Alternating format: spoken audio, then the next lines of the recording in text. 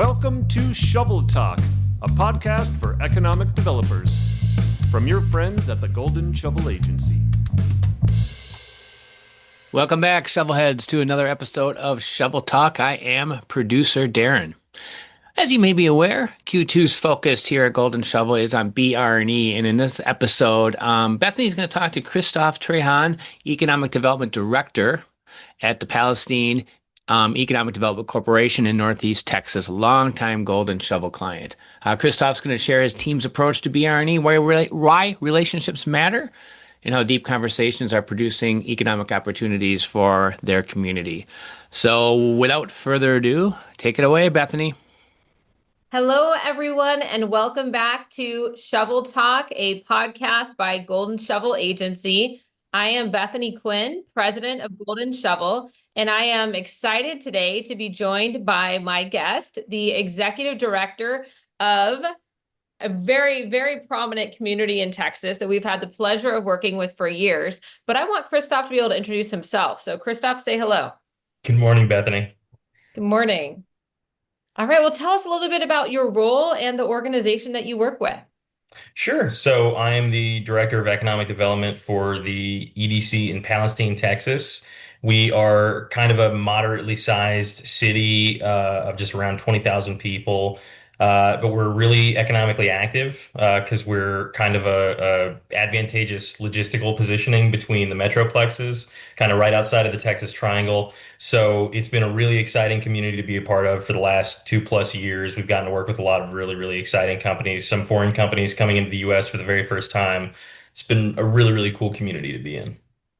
And that's exactly what I meant by prominent, right? You don't have to be a major metro to be a major player. And Palestine definitely is notable for the efforts you guys put into economic development, both in attraction and also in supporting your small business community.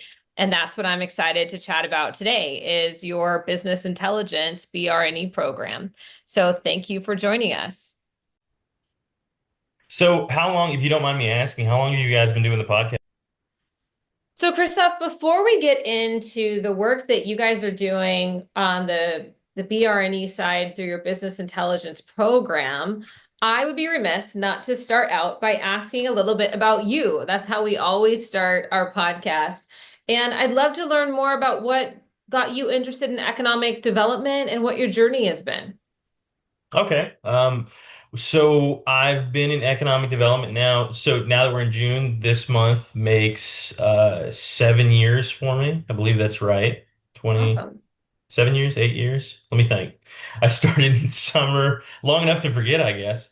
I Yeah. started in June of 2018. So I guess that makes it, no, then I guess I'm going into my 8th year now, right? Is that how math works? Yeah, I believe so. We're economic developers. We're not math whizzes. Come on. Exactly. Yeah. And certainly not first thing on a Monday morning. Uh, Right. So 8 years, but my passion for economics started in college. I was going to school for business administration and kind of found economics there, and it really kind of fascinated me. Kind of ironically enough, the blend between mathematics and public choice that kind of plays in with like studying economics. Mm-hmm. So I found it there and then got the opportunity to go to work for the EDC in my hometown in Linden, Texas, that summer of 2018. And it's just been a really, really cool journey since then. All of my communities that I've been a part of have been in the East Texas region, some on the municipal level, some on the county level, and now here in Palestine back at the municipal level. But it's been just a really cool ride. And it's all kind of gone back to that same passion that I kind of got started on in college. That's awesome. Yeah, and it's really cool because everyone's journey is a little bit different, right? And the fact that you were able to be exposed to it in a formal educational setting is unique for many people, right? A lot of people aren't familiar with it until they start working in other areas of government or nonprofit and then are exposed to economic development. So I'm sure that you were able to take some of those courses has definitely been advantageous for you. Yeah, definitely. And just a little bit earlier this year, I got certified with the new CTED program, the Certified Texas Economic Developer through Texas A&M. So Yeah, it's been a really, really cool experience to get to continue learning and get to work with all these different companies and just kind of grow in the field. Yeah, and there's always so many new things to learn. Now, that's one of the things that I thought was interesting. Speaking of learning, pivot here, with your BR&E program is the fact that you're calling it business intelligence meetings. To me, that speaks to learning. Can you tell us a little bit about the program and what you're accomplishing in those meetings? Sure. Yeah. We kind of approach BRE as a whole on a foundational level with our like organizational approach to it. We kind of see it as foundational to everything that we do. So we see it as foundational to ironically, like the recruitment of new businesses. We see it as foundational to any workforce development initiatives that we can take.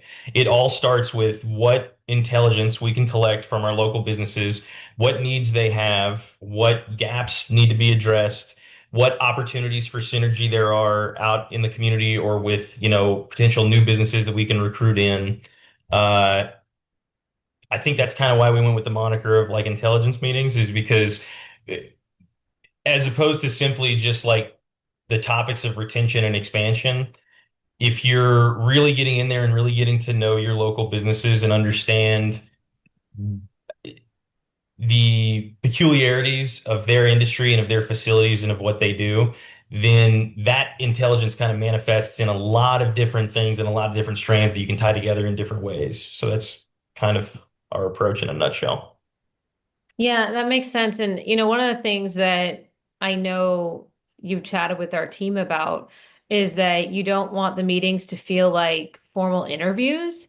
Mhm. So how do you make sure that you're able to get the information you need while keeping it informal enough to where you're actually getting the full picture? Because I think that's really what you're talking about, right? Is getting the full picture of what's happening with the business. Sure, definitely. And I think like with relationship building in any vein, like that's manifests in different ways with different targets for business intelligence meetings. For some, like you have to really kind of break that ice over, you might take them to lunch or something like that. For others, where, getting into the facilities and seeing and understanding operations is more prevalent, and you have to go and kind of meet them on their turf, you really just have to break through in personality and a charisma sense. I mean, you just have to kind of, get to know the person, ask them questions, make them feel comfortable. I mean, they're on they're in their own setting, so they'll feel comfortable kind of by default in a sense.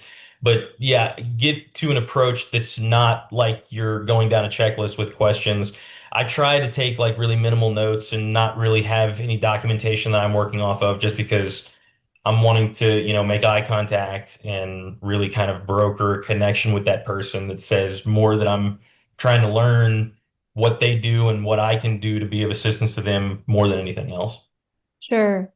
Really trying to get the root of what their needs are. That makes sense. And so when you're doing that, when you're in these meetings and you're making those personal connections, do you have any tips that can help to break the ice? Because, if they've never met you before, sometimes it can be hard to get people to really open up about what's going on in their business because it can be so personal. Yeah, definitely. That too, just in my experience, it's really situational. I mean, like sometimes it's commonality you can pick up on with a person when you walk into their office. If you see a sports team that you're both a fan of or that you can commiserate on or something banal like that. But other times, I mean, like you have to kind of just find it through conversation.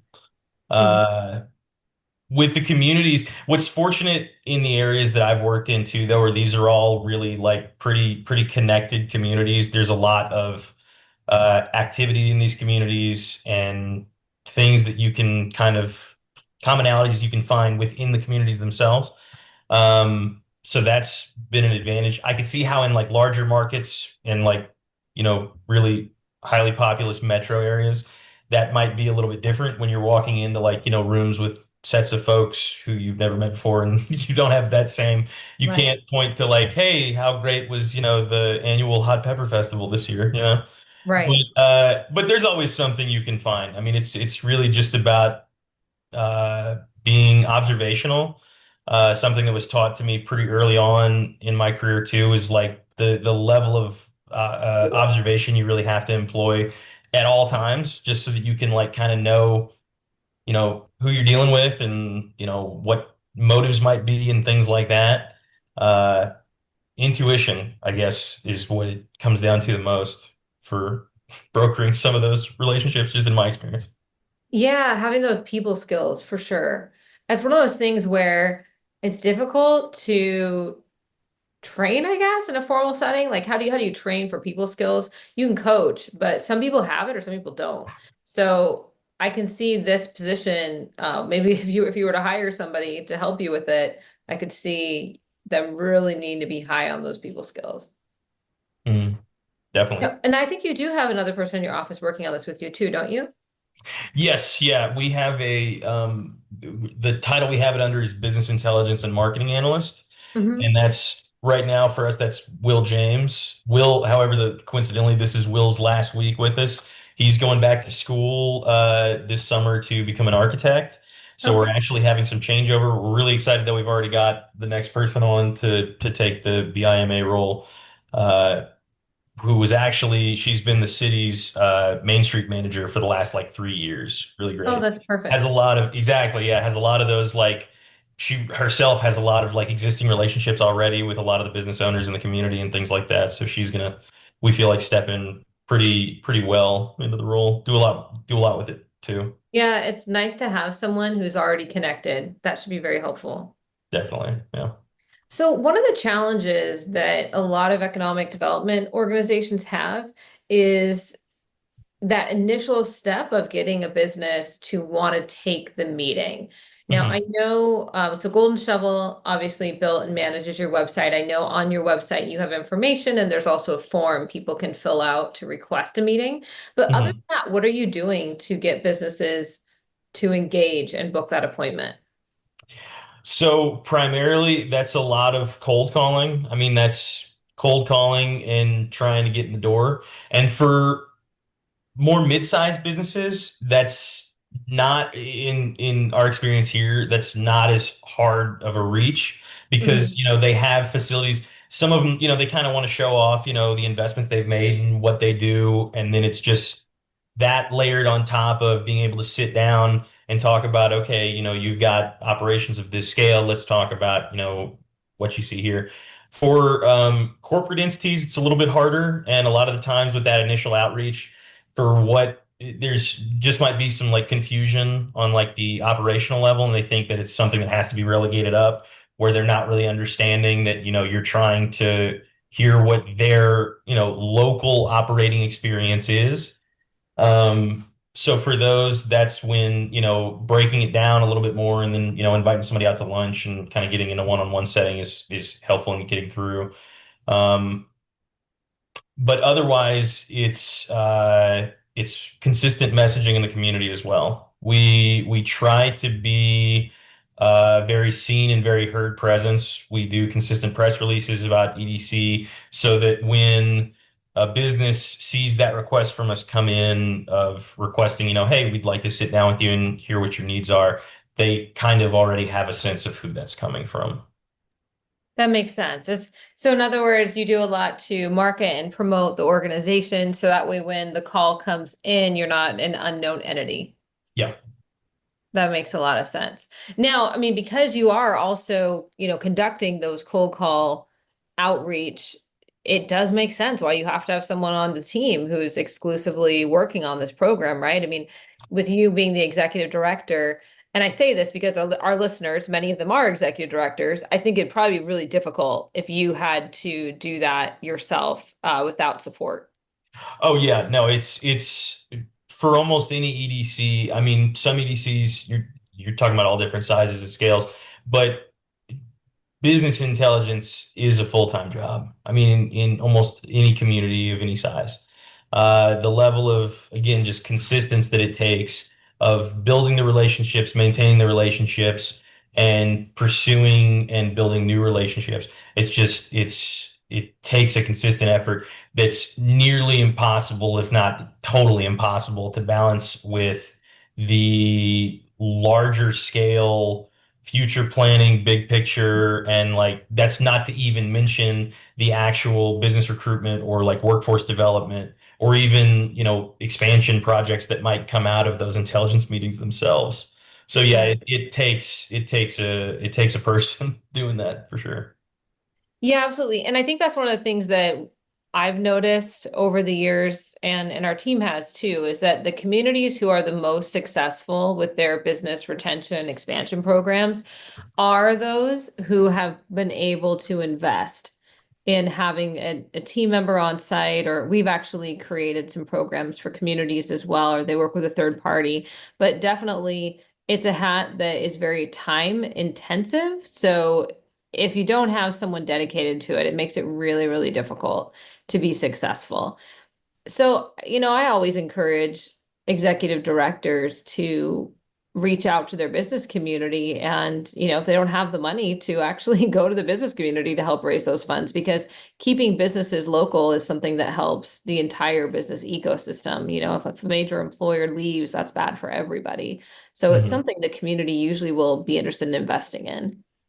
I could definitely see that. Not an experience I've had myself, but I think the a very close neighbor to us, the EDC in the city of Tyler, Texas, it's Mhm. entirely membership funded. It's a very odd duck as EDCs go because it doesn't receive any of the city's economic development sales tax. It's fully membership funded, the entire organization in the manner you just described.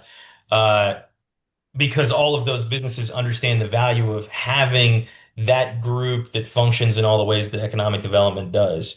Business intelligence, maintaining those connections, making sure that all of the business needs are, seen and heard, but also acting as an effective liaison and advocate with local municipal government by recruiting new businesses that support and grow the existing businesses. Yeah, it's an investment that I definitely think communities can see, business communities especially can see and get behind. Yeah, we're also interconnected. And that's one of the things that's fascinating to me about BR&E programs and the impact that they can make is I feel like a successful program can also help to create opportunities for growth locally by connecting businesses to one another that may not be aware of each other's expertise. Absolutely. Yeah. Opportunities for local, like existing synergies, and then opportunities for future recruitment too. One of the one of the things we've seen come out of our program here that we really like to see is when you have an opportunity to connect two businesses to benefit from one another, where they may not have even understood that they had that opportunity to work together in the first place. Mhm. One of the new businesses that we brought in last summer was an aromatic ingredient manufacturer from Costa Rica. This is their first location in the US, and already we have them working in partnership with like three different local companies on like flavors and fragrances for some of their products. So That's fantastic. having the ability to, and that prospect kind of came from an understanding of food manufacturing being a strong uh, industry for the city of Palestine. So it's all kind of a strategy kind of layered in and of itself. But Mhm. having the ability to know like, what the needs of our existing businesses are in their supply chain is what also creates that opportunity. Well, and that comes back to your program name, right? Is that business intelligence, really getting to understand their needs and their situatedness at a much deeper level. That's such a great success story that blends the power of attraction and, retention and expansion all in one. That's fantastic. Do you have any other success stories that stand out in your mind from your business intelligence program that you'd like to share with the listeners? That's a good question. Yeah, I do have another one. There's a small outfit. Well, I say small, but they're decently sized. I think they're staffed at about 25 to 30 now. They're located just outside of town. It's a manufacturing firm called Potter's Industry. And what Potter's does is they manufacture the glass beads that go into road paint that make road paint reflective. When we went out and met with Potters in a business intelligence visit, it was myself This was before we'd actually hired Will on, so it was just me, and I brought one of my board members with me at the time. We learned that they were, well, one thing we learned about them that was one of the most impressive things that to this date that I've ever learned in a BRE meeting. You know, we hear a lot about difficulties with employee turnover at, it's been something I've seen basically my entire career in economic development. It was kind of an early problem when I got started in like 2018, 2019, and then the pandemic exacerbated, and it's kind of been a problem since. But in that meeting with Potters, we actually found out that they had a turnover rate that was basically zero. Like their last new hire had been like 2 or 3 years prior. They had Wow. one of like the most consistent. Yeah, it was really great to see. But another thing we learned was that they were anticipating a 50% increase in production needed for their glass beads because of changes in the regulatory size of the width of road paint stripes. So they were needing a lot more raw glass cullet, and they were needing to move it in a way that was not costing them as much as what they were currently doing, which was trucking it in. So in that scenario, we got them connected with Palestine is really, really famous for a Christmas train called the Polar Express. What not many people know about that Christmas train, the Christmas train is run by the Texas State Railroad. And what not many people know about the Christmas train is that that railroad also has a cargo railroad that does transloading. So we got Potters connected with the Texas State Railroad to do rail transloading for their glass cullet, which was also really, really beneficial. So that was a scenario where we were able to use like kind of a local kind of emblem almost that a lot of people know about in a way. Potters, I don't think they were aware at the time that cargo rail was so accessible to them through that short line railroad, but it was a successful connection. Yeah, no, that's fantastic. And I am well aware of your Polar Express train. I personally also had no idea that it could be used for that purpose. So I think that's so fantastic that you were able to make the connection. And what an incredible company to have zero turnover. I mean, that is a huge accomplishment. Yeah, they were incredibly proud, as they should be, on their employee retention. And I mean, they walked us through the whole process. They were intensely safety oriented, which contributed a lot to it as well. But they just had a really, really great employee environment, and they were just great with their people. So their retention was through the roof. That's awesome. So, I mean, really, from all of these stories, it's about getting to know a company to such a deep level that they're willing to share anything and everything about their operations with you so that you can step in and help to meet the need or to create opportunities. Because these two stories very different as far as what your role was. But ultimately, it helped both of those businesses to expand and to meet their current needs, which is fantastic. Yeah, we just use those intelligence meetings as an opportunity to learn anything and everything, just to really try and become as ingrained in what they do as they are, which is impossible, but just really try to put ourselves in their shoes because we have all of our expertise on our side of the connections we have with the city, with other local businesses to try and make the connections that make the most sense. So let me ask you this. If you were to speak with an economic developer who has zero BR&E program and limited funding, but they want to get something off the ground, what do you think is the most important step or couple of steps that they could take?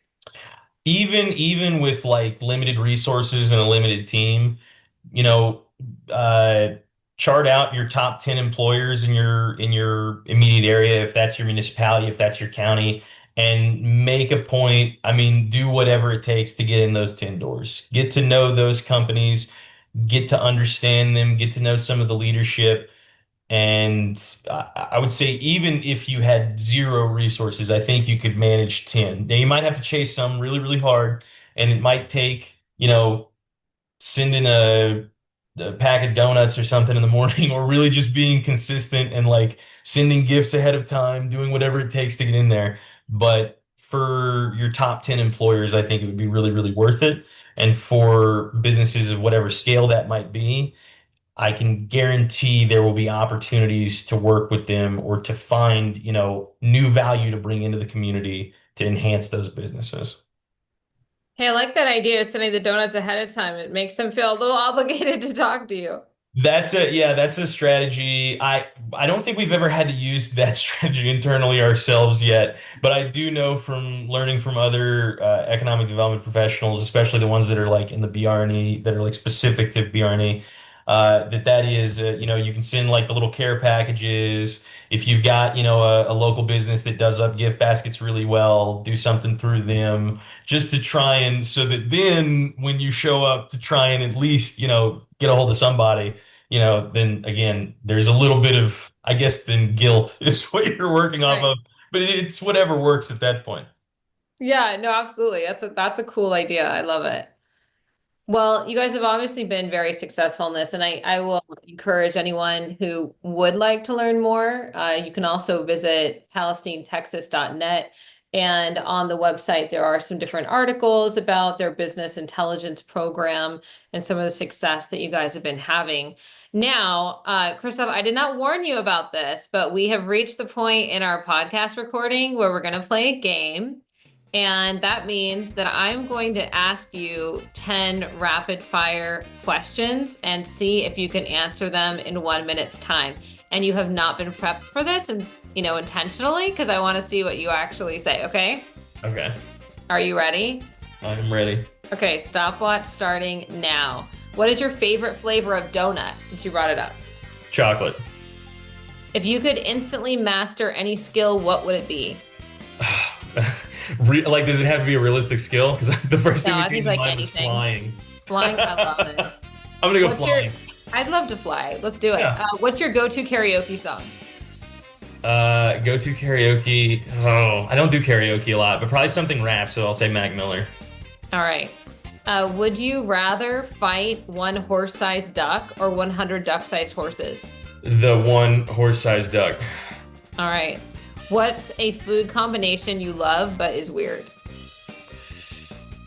Ooh, I don't know. I'm pretty vanilla when it comes to food combinations. I do like raw garlic with a lot of stuff though, so I'll say like raw garlic with like stuffed and olives. Love it. What's the first thing you would do if you were invisible? Break into the Fed and take all the gold, Fort Knox. If your life had a theme song, what would it be? That I really don't know. I don't know. Probably just like jazz or something. All right. Pineapple on pizza, yes or no? I can manage it, yeah. All right. Book you read last or you're reading now? Reading now, Empire of the Summer Moon. And if you could be a fictional character, who would you be? Batman. All right. Well, Christophe of Palestine, Texas, you did it. Woohoo! All right. This is You a lot of made it fun. Thanks for through having me. our 10 questions. And you didn't even get stumped, so good job. I came close a couple times. Yeah, but you made it. Well, thank you so much for being here with us today and having this wonderful conversation about your business intelligence program. You guys are doing incredible things over in Palestine. Like I said, you don't have to be a major metro to be a major player. These guys know what they're doing. I encourage everyone to follow on social media and visit your website to learn more about what's happening in Palestine. Definitely. Thanks again. Thank you. Have a wonderful day. You too. Later.